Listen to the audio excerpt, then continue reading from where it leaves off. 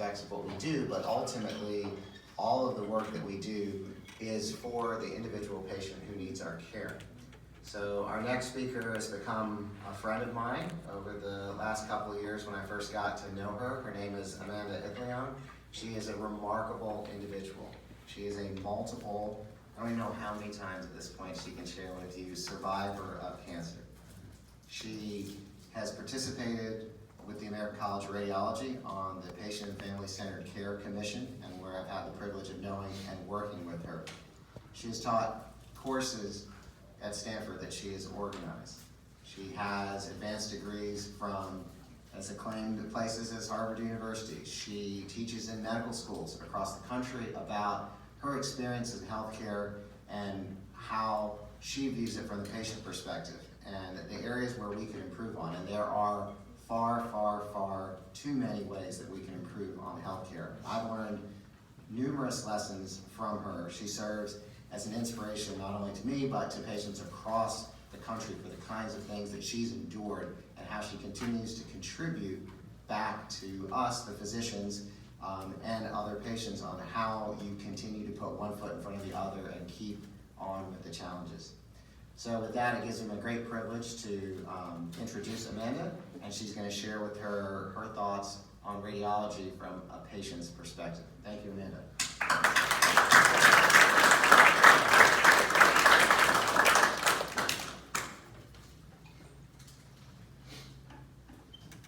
Well, good morning. I'm going to use a few notes today because brain tumors, that means I'm allowed, right?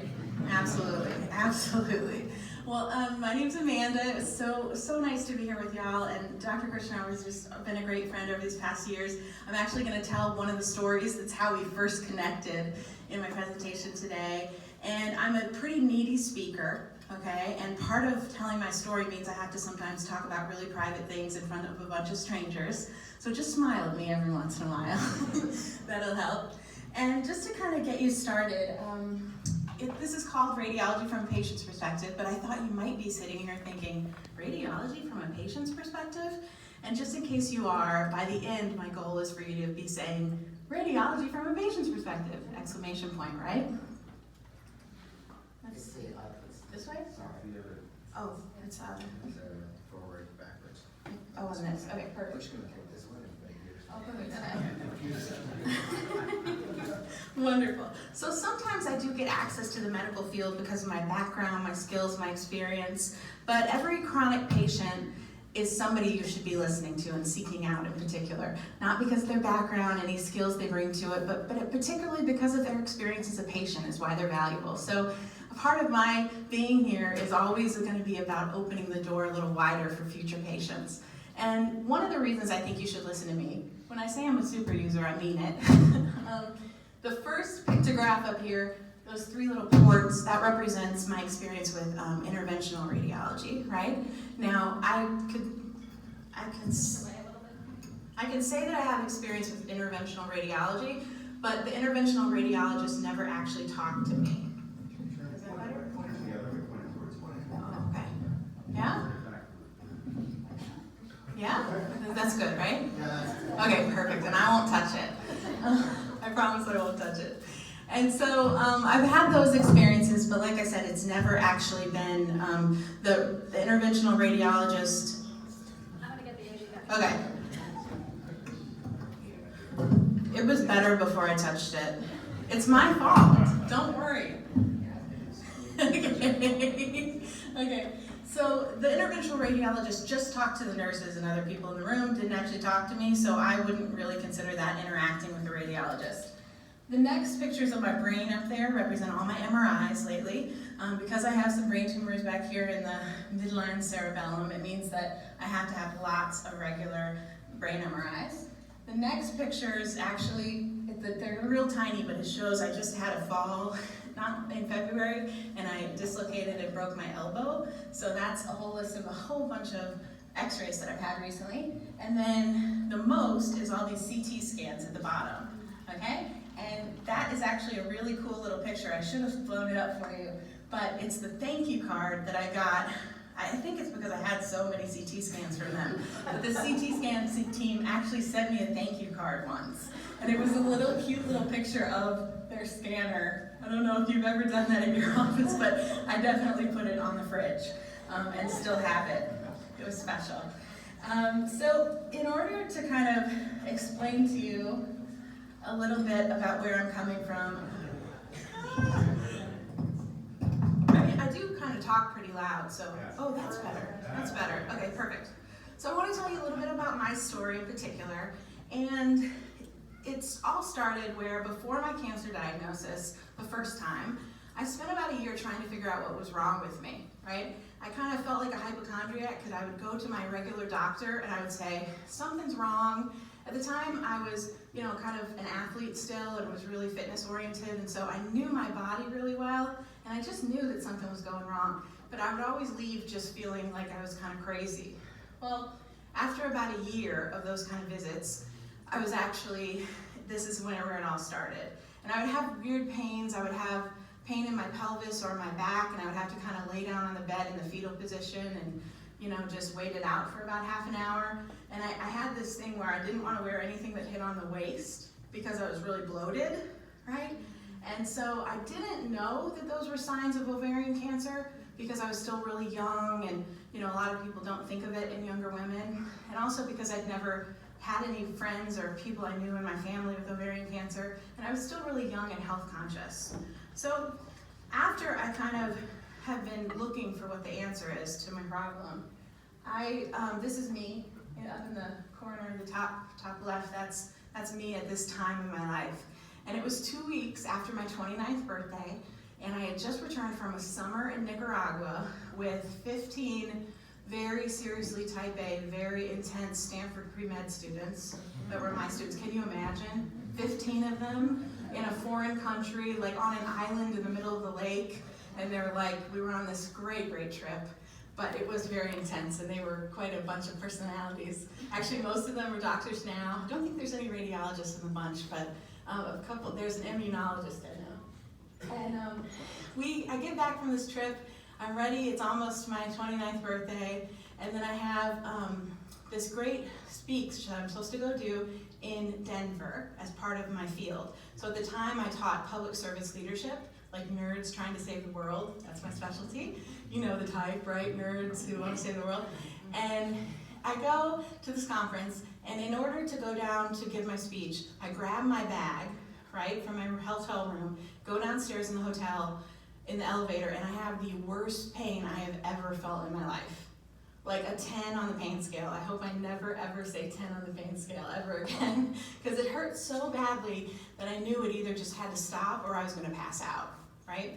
Well, next thing I know, I was on the floor in the lobby of the hotel getting into an ambulance. I get to the hospital, they start thinking, oh, it's appendicitis, oh, it's maybe your kidney stones, and they keep giving me more and more IV pain meds, and I'm just still wide awake. Well, what it was is they found it was an ovarian torsion. So they found the torsion through a transvaginal ultrasound, right? And so my ovary is twisted and dying, frankly, right? Gangrene is setting in, that's the pain. And all they're gonna do is they're gonna do a simple little surgery, just make some little dots in here and go in and untwist my ovaries, that's the plan. Well, it didn't exactly go as planned, because while I was open and cut wide open on the table, the surgeon called a specialist in and a pathologist, and they called my mother and my husband at the time, and they found lots of yucky stuff in there. And so I wake up from this surgery that I thought was really simple, alone in Denver. I live in San Francisco at the time, and this nurse comes in, she takes my vital signs, and she says, oh, I'm so sorry to hear you have cancer. And I was like, what? And I didn't say anything. I was so nervous and confused and alone that I just kind of sat there for a couple hours and just thought about it. And it was like, what does this mean? Is this true? Is she right? Like, what does this mean for my life? And, I was still really young at the time and kind of felt this pressure already of, okay, what am I going to do about this? And how can I use this in some way? Which is kind of always what I do, is I always think of something challenging. How can I kind of, turn this into something that can help others? So this started the 11-year journey that I've been on since. 2 days ago, I just celebrated my 11th cancerversary, so that's pretty exciting for me. That means a long time to be alive from that first diagnosis. So next I had more debulking surgery. Then I had another surgery, this time a total hysterectomy, and that confirmed my first recurrence. At that point, my cancer was restaged up to 3C. After finding some new back and pelvic pain and some digestive issues, I had another surgery to remove new tumors and parts of some organs. That confirmed another recurrence, and at that point, they call my cancer low-grade ovarian cancer, which is about 4% of ovarian cancers are low-grade. They're good in the way that they grow slower, but they're bad in the way that all the medicines are made to catch fast-growing cells, right? So there aren't very many medicines that could even possibly work on my cancer. Next, I had 6 rounds of chemo, then a CT scan confirmed another recurrence. They put me on a hormone blocker for 8 months, but that didn't work. So I worked to qualify for a clinical trial. That included, of course, a ton of paperwork, a wide range of tests, and a really dangerous biopsy because it was kind of in my gutter near a lot of stuff that could have kind of been dangerous. I'd already had a lot of colon resections at that point, so they were nervous about messing with my colon anymore. And I had to start taking the clinical trial, which was 4 rounds of a different chemo, followed by daily chemo pills for 6 months. But at that point, I had to take some time off from the drugs because the side effects were so severe. I actually looked like, anybody watch The Walking Dead? Yeah, who watches The Walking Dead? Okay, so I looked like I could go as an extra tomorrow into playing in The Walking Dead. I had like open bleeding face sores everywhere. It was pretty scary. Some people might say that I looked like I was on meth or something, but I like to prefer that it was a zombie kind of look. And at that point, I got back onto the drug after I kind of went to the dermatologist, got that all healed. And then I've been on that drug for 34 months additionally at this point of the daily chemo pills that are called a MEK inhibitor, MEK. For me, as for many others, cancer is a chronic illness. I don't really fight anything. I live with cancer. It's not about winning a battle. In my opinion, the cancer war metaphors don't really honor those of us with recurrence or all of those who have died. So for me personally, I don't use them. Treatment has put me through pain, exhaustion, numbness, nausea, vomiting, diarrhea, constipation, tingling, weight gain, hair loss, infertility, miscarriage, rashes literally everywhere on my body. Mouth sores, face sores, head sores, underarm sores, foot sores, hand sores, chemical burns, fevers, and lots of infections. And in March of 2015, I was told I didn't have any options left for treatment. It was the 4th time I had cancer, and I had to prepare for my own death and prepare my family for that likelihood too. At that time, I was working at NC State University. Go Pack. Anybody? Anybody? Yeah? Okay. And this second picture up here is my last day of my career. I was running the Service and Volunteer Center, Service, Volunteer, and Leadership Center at NC State at the time. So that's some of my favorite students that came to say goodbye to me while I was super bald on my last day. And at that point, while my body could still do it and I could kind of escape my workaholism, I went on my #NotDeadYet tour, right? Not dead yet. And still not dead yet. That's always exciting. I usually close notes, like if I post anything anywhere publicly, I have to close it with "not dead yet," just because you know there were some people reading that already thought I was dead. Like every time. It was just my birthday, so I had to be like, no really, I'm still alive, everyone. And on my Not Dead Yet tour, I did all sorts of fun things. This is me, the next picture. Now, I'm so good, I'm the one that you can just see the helmet in like the middle of the wave, not in the background in the boat that's still. But I'm the one in the middle, and that's me learning how to whitewater kayak when I was living with cancer for the 4th time in Montana with a whole bunch of other cancer patients through an organization called First Descents. It's a really, really cool one if you've never heard of it. And I had some great adventures. And then I came to a time, this time down here next, where I had this awesome opportunity to get in this NCI trial, the one I've been telling you about, and it was hard. It was really hard at first. I had to do the standard of care first, that line, and then I got the drug. But this is me on a particular drug where it's a little bit better than some of the other ovarian cancer chemos because it doesn't take 8 hours to administer, but the whole time you're getting the drug as infusion, you have to sit there with your hands and your feet in ice, which is really strange and actually like gets a lot of sympathy from the other cancer patients. And so it's really strange because you sit there in the infusion room and everyone's feeling sorry for you, which is never good. You don't really want to be that girl in the infusion lounge. And I got through that. Now one of my challenges has been these little guys. You can kind of see at the very bottom, there's some little bubbles. That's my midline cerebellum, and that's where some of these little, I just call them bubbles still because of my clinical trial and because the ovarian cancer is the priority, I haven't had biopsies for those yet. So I'll tell you a little story about that in a second. And this last picture is me now. That's actually, I also teach some like workshops for women here and there, and that was my self-portrait when I was doing a self-portrait class with a bunch of women. So today I'm 40. I still have ovarian cancer. It's kind of back here in my gutter. I'm really lucky that the one tumor that's the biggest back there has some, it's calcified a bit, so it looks like that part won't grow very well, which is awesome. And I've been stable for a while, although my CA-125 numbers are rising, which is disturbing. The side effects are harsh of everything that I still go through every day, but this is the first drug that has ever worked on everything. Everything else has always been surgery that helped me, so this drug has been working. And unfortunately, my biggest health challenges now are with my liver and my brain. But we also have to monitor my lungs, heart, and eyes really closely because I've had trouble there. You know, your radiologist would call it like a patchy, non-linear airspace disease, right? I get airspace disease a lot. I still don't know what it is. You know that like a lot of other doctors don't know what it is too. Do you guys know that? Like nobody could ever answer that question. What is non-linear airspace disease?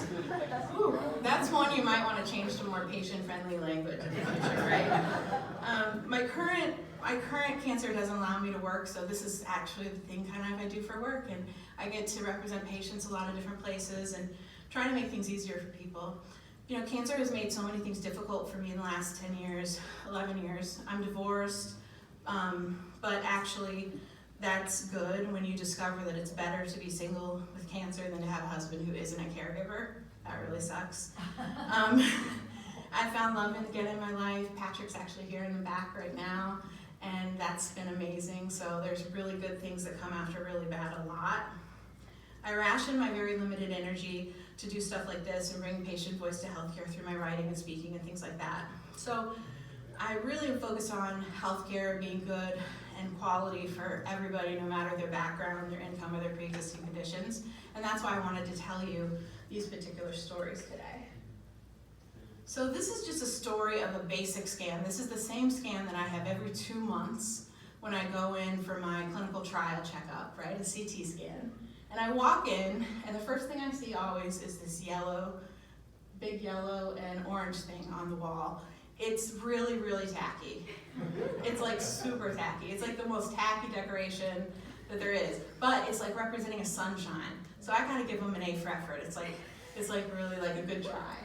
And I get ready to sit there for 2 hours because that's how long it takes at this particular place between when you arrive and you get a scan. Some other places I go, it only takes an hour. Still other places allow you to drink your contrast at home and come in the time for your scan appointment. I mean, just think of the difference of if it's 2 hours, 1 hour, or you don't have to wait, and according to what you're doing the rest of your day, what you're doing with your energy. Think about somebody like me with exhaustion, with really challenging digestive problems, you know? It makes a big difference, 2 hours, 1 hour, or not having to wait. So next I have to register. Okay, and if you can see up there, it says we had the same problem the last 94 times. I wish I was being facetious. We have literally had the same problem the last 94 times. I go in to register. Now this is a place where I have tons of blood work, port flushes, doctor appointments, you know, everything's in the same registration system. And I walk up there, and every single time they start, okay, what's your name? And it's kind of like, well, you should know me by now, but okay, it's Amanda. And sometimes they do act like they know me.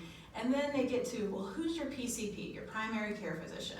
And I say, shouldn't it be in the computer? Yeah, but it's not in here, so who's your primary care physician? And I say who it is, and I give them the phone number, and I say, this is what we did last time. Do you not remember this conversation? And every single time, it ends up that they don't know who my primary care physician is. And what happens is, what gets entered by the person sitting there is either that I don't have one, or that it's some doctor I've never heard of in a town I've never heard of.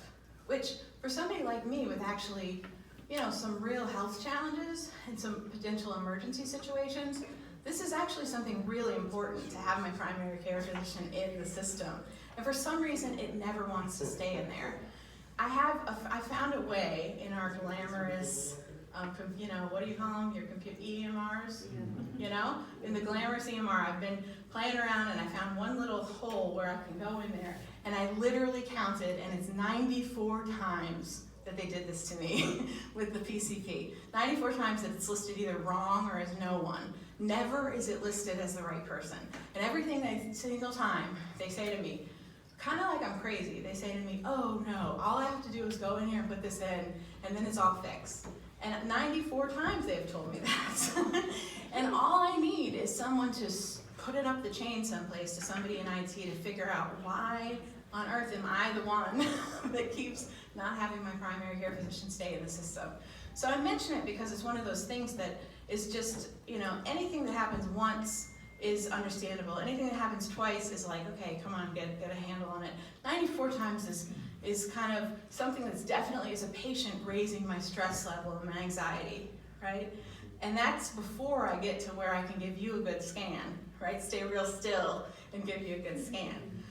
So the registration part can be really challenging. Look at all this beautiful food next, right? Well, that's part of it. I could look at beautiful food the whole time I'm sitting there while I'm fasting, and I've been fasting all day for my scan. The cafe is right there. The place where the staff heat up their pizza and come and sit and eat is 6 feet from where I'm sitting, literally. The table where the staff eat. And so it's just not ideal. It's just one of those things that is, again, stressful. The sandwiches look really yummy, the pizza smells really good, and it's right there. So next, I put it down as what organs do I have left, which is a good question. I fill out the same form for the millionth time. Every time I go in, the form they have me fill out asks for what organs I'm missing, what year they were taken out, and all that detail.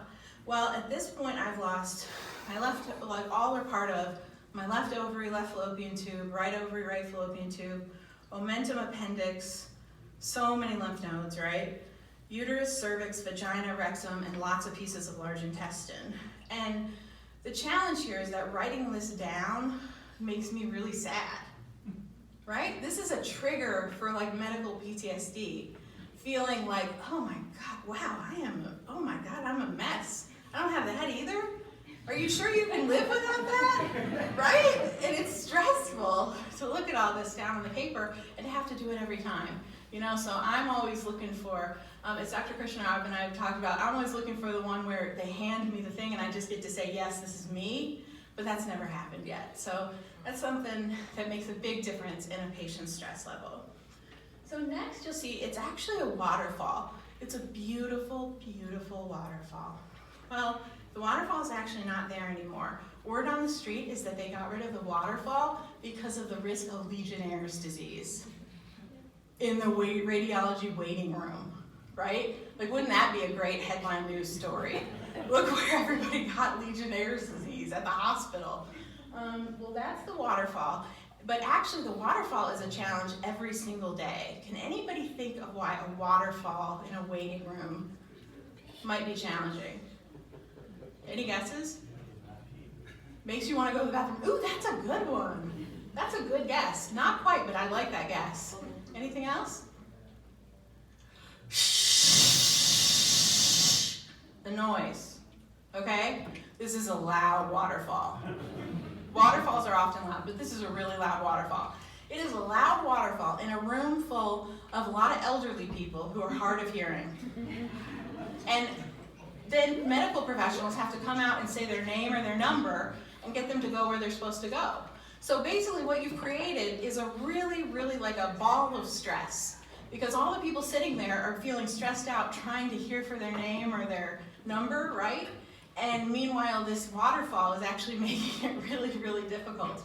And you would sit there when they had this waterfall and you would just look around and it's like everybody's on the edge of their seat and they're really tense. And so it's supposed to be really relaxing, but it did exactly the opposite.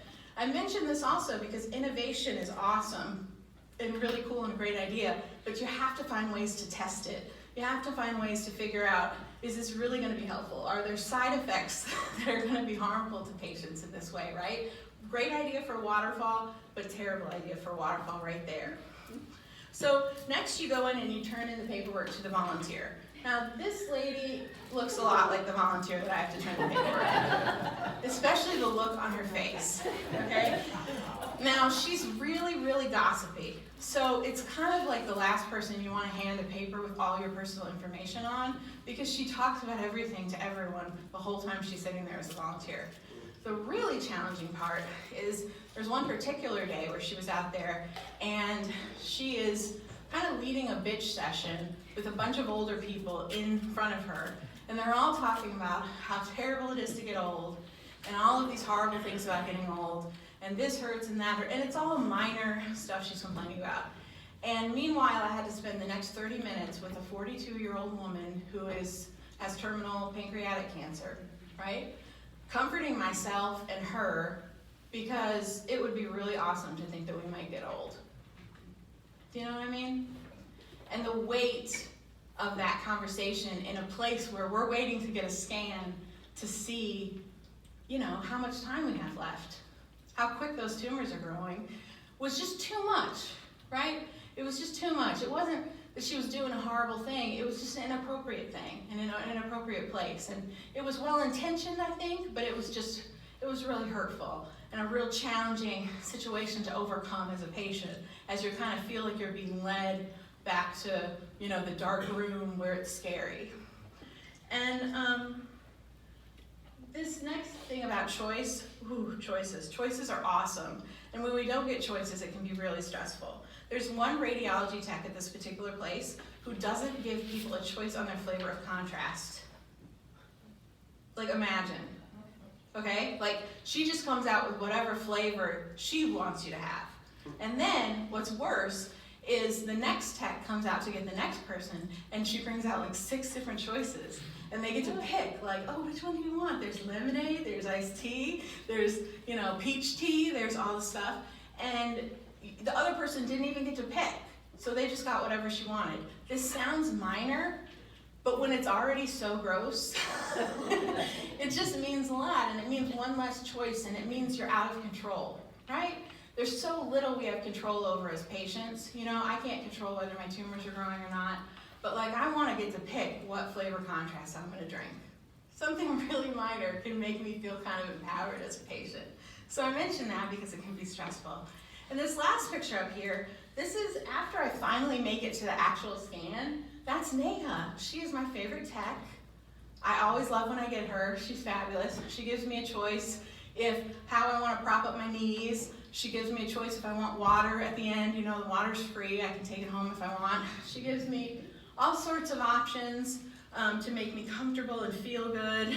And she also can either use my port or my arm, right, which is rare. Sometimes you go back there and the only are techs that can use your arm, and it's kind of like I have a port for a reason because it's really hard to use my arm, right?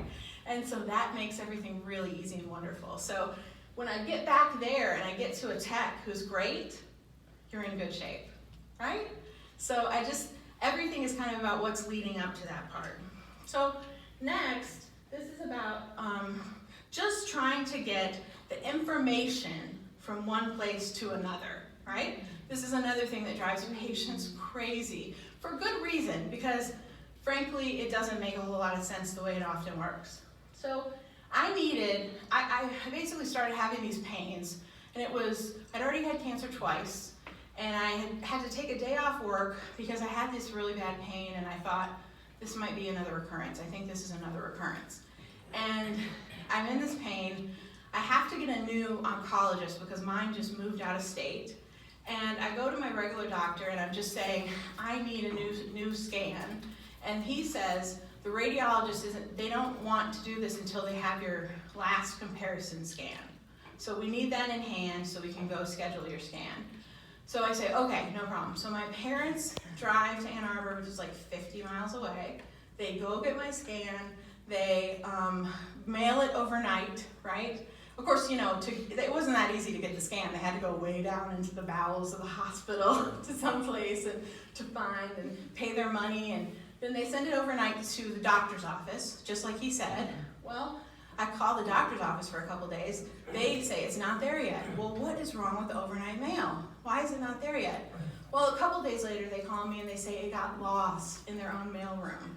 So they actually had it. They just didn't think they have it. Well, then the doctor decides, this isn't the right scan. I can't use this as a comparison. We can't schedule your scan yet. And I panic and I'm calling the previous hospital who sent the scan and I'm saying, come on, I need the right one. Why didn't you send the right one? And they're saying, we did send the right one. The doctor's saying, this is the wrong one. So I spend a couple days of that back and forth. Well, then the doctor finally decides, I think it actually was, he gave it to the radiologist. The radiologist actually puts in the CD, into the computer or whatever, so you guys can look at it. It's the right one. The problem was, it just said, the label cut off the whole name. I don't know if you've ever seen this happen, but the label cut it off where it looked like it was just a chest CT. And it was actually a chest, abdomen, and pelvis CD, right? And so that's what it was. So the whole time it was the right one. They finally say, okay, we have this. Meanwhile, this entire time I have surgical reports and radiology reports that very clearly say there is nothing in this girl's abdomen that is extra. If there's anything in there that you see, it is gonna be cancer. It seems like it's something that you could have maybe worked from a report this one time just because it was a very clear situation of what was there and what wasn't there. Well, this was a recurrence of my cancer, and this delayed me for weeks. Just this one challenge with pain, with staying out of work, and with delaying my new treatment for my recurrence. And all just because getting the information from one place to another. Lastly, I want to tell you about the unicorn here. So I don't know if you've ever heard of you guys referred to as unicorns, but we call you that sometimes because we've never actually seen you, right? The ACR stuff is the only place I've ever seen radiologists. So thank you. I've seen lots of unicorns in one place at a time. And I had this situation with my brain in particular, these new little bubbles. And the challenge was, we needed to figure out if this was likely metastasis of my ovarian cancer or if it was a new primary type of tumor. That was the question. And the problem was my referral form, I think is what it's called, the one that's sent to you to say what to look for, it just said like repeat radiology for last brain scan, something like that. And I had a copy of it, so I knew what was being asked. It didn't ask the right question. And I needed to know that question out of that scan because, for my life, that question is really important because it kind of leads us to where we might be thinking about what plan B is next or plan C. And so that's what I wanted to know. Well, I decided to go on Twitter and ask all my radiologist friends, what should I do? And they all said, call the radiologist. And I was like, call the radiologist? Like, how do you call a radiologist? Like, what is this about? And you might think I'm crazy because maybe where you're at, it's easy to call a radiologist, but this is what happened to me trying to contact a radiologist. So I look on my report and it says the first letter of the first name and the last name of the radiologist. And it tells me on the report, there's no phone numbers for anyone, of course, not even for radiology. And it says, if you have any questions, go to visit radiologyinfo.org. That's what to do if you have questions. Radiologyinfo.org doesn't have a lot of information about low-grade ovarian tumors metastasized to the brain. So I said that's not gonna help me. And there's no phone number for anybody, like I said. So I look online for the radiologist listed in the report on the hospital's directory or just Googling. And there's no phone number there either. There's information about his background and his experience, but can't find anything else. There's no general radiology phone number when I try to look it up through Google or through the hospital's directory. So I call the general phone line of the hospital, right? The very general phone line. And I say, I need to talk to radiology. First I tried the doctor's name, And that said, well, we can't do that. And I said, how about radiology? Okay, I can talk to radiology. Then there's an electronic menu that I got. And the electronic menu lists all sorts of choices about being different types of doctors or different types of hospitals. And I have to pick one that seems like the smallest lie, right? Because patient wasn't a choice. So the smallest lie was, I'm calling from a doctor's office. So I was like, I've been to a doctor's office. Okay, I'll do that. So then there's another electronic menu. And this lists my possible needs again on this electronic menu. But again, none of them refer to just asking a question to a radiologist. They're all super, so doctory that I don't even know what they mean, right? So I just decide, I click on something that I assume will get me to a tech. That was what I was hoping for. So then I get to the tech, and it works. I'm on the line with a tech, and now this is the only time that I had to lie to a real person. But after I asked to speak with the doctor by name, the radiologist, when they asked me if I was a doctor, a referring doctor, I said, yes, I'm a doctor. I'm not a doctor. I'm not even a little bit a doctor. And so that was the time I had to lie in person, actually to the person. It was easier on the phone system, but this made me feel really stressed. And so luckily I get to the actual guy, the neuroradiologist, who read my last scan, and I'm hoping he's gonna be able to read my new one and figure out what's going on. And he was the nicest guy. Like literally, it was so easy. I get to him and I say, I'm so sorry, I'm a patient, don't hang up on me. And he's like, okay. He was very surprised. I don't think he knew that there was such an elaborate firewall to try to get to him, right? I don't think he had any idea. And so I'm talking to him and I just say, all I'm looking for is this, this basic question. Does this look like it's more likely metastasis of this type of low-grade tumor, or does it look like it's more likely primary, something else? And he said, oh, I'll have to look some things up before work tomorrow and just make sure they assign your case to me and you're all set. I was all set. That's all it took. He literally looked stuff up, found some pictures or whatever, looked at some comparisons.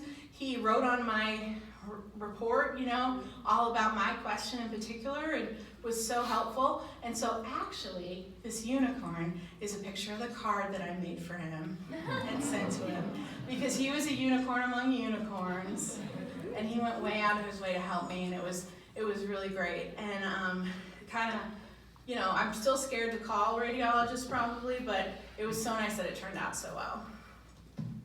So high scanxiety is what we're trying to avoid, right? You've heard this word scanxiety, and this is what patients talk about all the time. On Twitter, every day, if you search the word scanxiety, you're gonna get a whole big list of all sorts of people going for a scan that day, just super stressed and feeling like the medical PTSD really, which is what it is, because it's the same way so many people were diagnosed with something like cancer. So they're going back in for the same experience that they one time got some really bad news. Does that make sense? So it's super stressful, and we call it scanxiety. It's because you're feeling isolated. You kind of feel like, okay, there's lots of people out there in the world. I don't know any others that are today having to go in and do this like me. This is really isolating, and I feel like I'm the only one.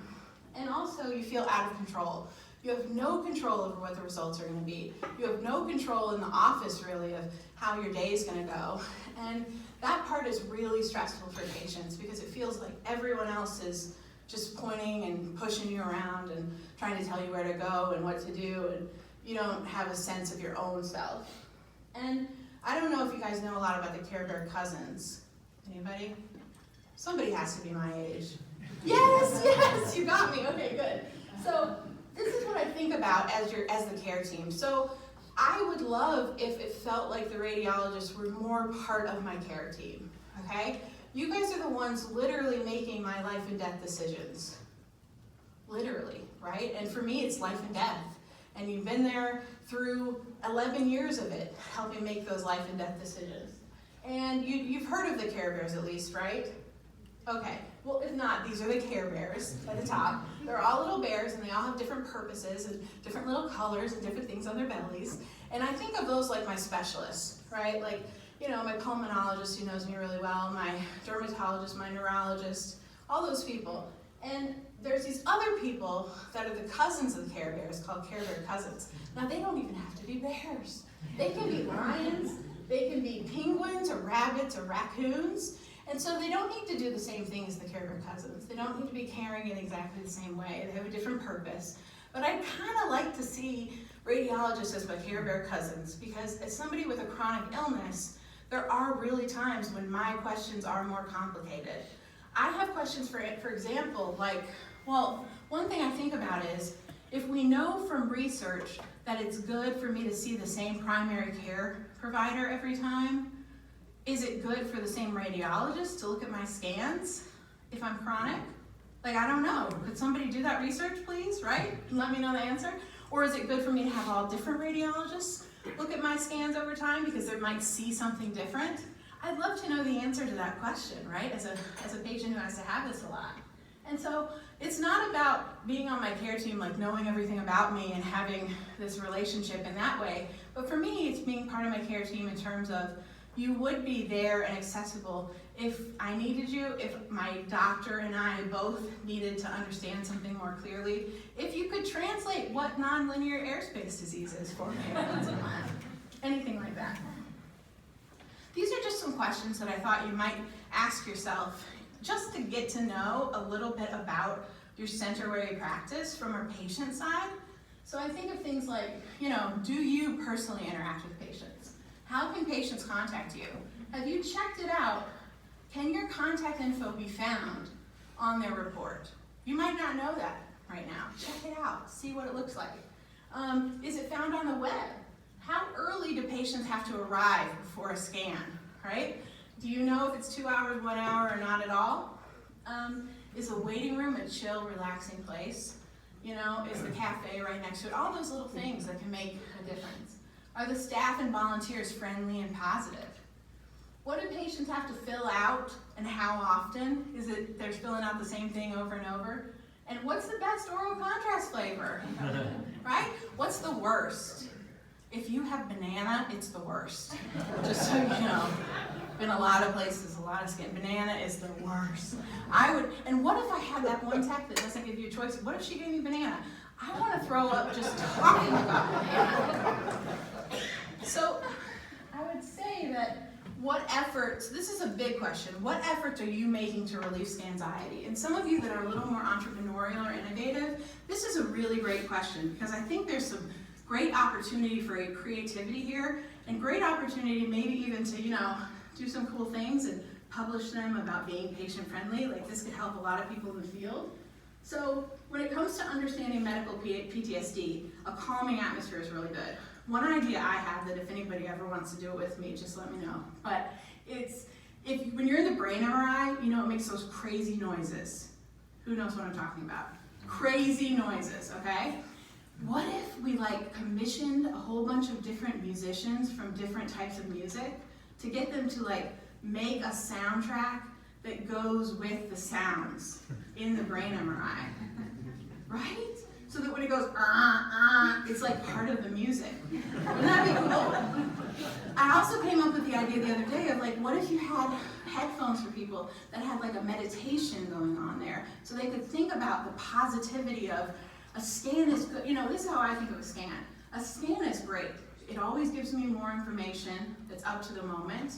And the good thing about it is, it means that we can make a better plan for what we do next. So to me, it's always a positive thing to have more information that we can use. And lastly, this idea from Isolated is a shared journal. Does anybody have that in their medical center? This is awesome. They do this at University of Michigan, and it's a shared journal that's just blank. And people write in it, patients, and it turns out to be really positive and really engaging. And it's just, people say really, even when they're talking about sad things, they wish everybody else well, and it's this really rich, easy thing that's just a blank notebook and a pen, and turns into something really beautiful and can provide people with an outlet in a really stressful moment. The other option is just, giving people some control, create choices wherever you can. Us, regulars, we know what not to wear to go in a scanner. Don't make us change clothes if you can help it. It's part of Like usually a really long epic day at the hospital is when I go for a scan, as I'm having to go to lots of other specialists and do things. And so if there's a way to make us not have to change into a gown, that would be an awesome pass for the day. And so lastly, I just want to tell you that, you know, the biggest thing to start thinking about patient-friendly radiology is really just having the humility to say, there's some people out there who know a lot more than me because they experience this a lot, this other side of what I do. And so if you can kind of, you know, humble yourself to find and engage with patients and listen to them, that goes a really, really long way. It also, you know, there's nothing more powerful to me than to feel like somebody really wants to know what I think, especially about something that causes so much challenge in my life. And so I hope this talk really inspires you to engage and listen to patients. They know things you don't know, but that you need to know. And I encourage you to evaluate your own center with questions like mine. Keep innovating and improving the processes and the experience for patients. And remember that choices are empowering, and we want you to be part of our care team in some way. And that could look different for every one of you, but maybe it's just even, you know, being visible occasionally. And what I really hope to say is that, you know, you have the power and ability to make a difference, especially on some of these little things. You could fix some of these things next week if you wanted to.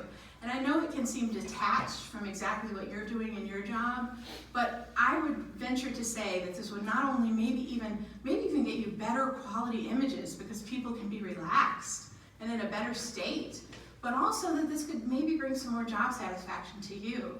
You know, interacting with people is important whether you love it or not, but I hope that it could be something, you know, seeing how much radiologists have had such a hand in all of my decisions and my care and why I'm still alive today. You know, I appreciate you. I'm so glad you went into this field and have given your skills to so many patients over time. You touch people every single day. And so I think if you had more personal touch, it could also mean your job might be more rewarding for you. Thank you.